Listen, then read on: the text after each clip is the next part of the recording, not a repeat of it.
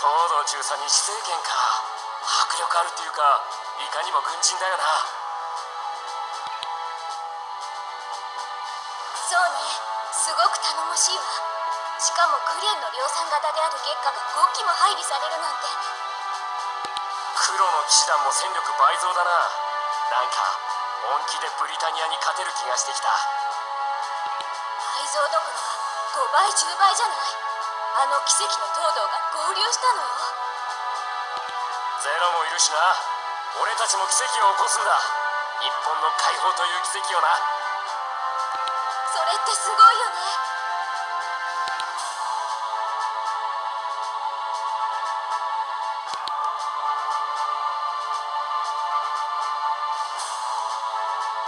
東堂中佐に死生剣、大人気ね。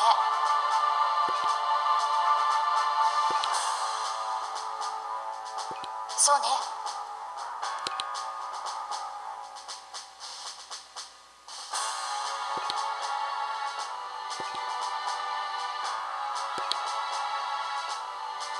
黒の騎士団の名に箔がつくとか。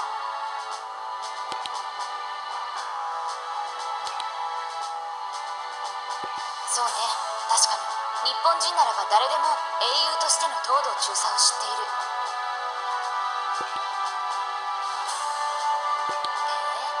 作戦補佐ともなるといろいろ考えてるんだね。あ、そんなの覚えてたんだ。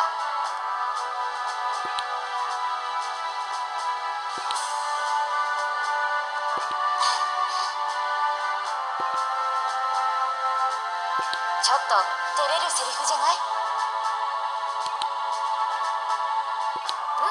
私たちは正義の味方、黒の騎士団だものね。個人的に？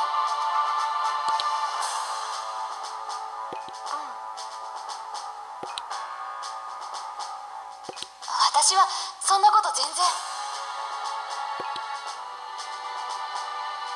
それが個人的理由？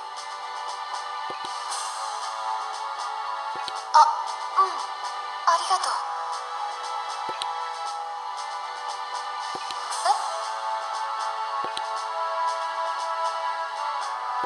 あなたも月下に。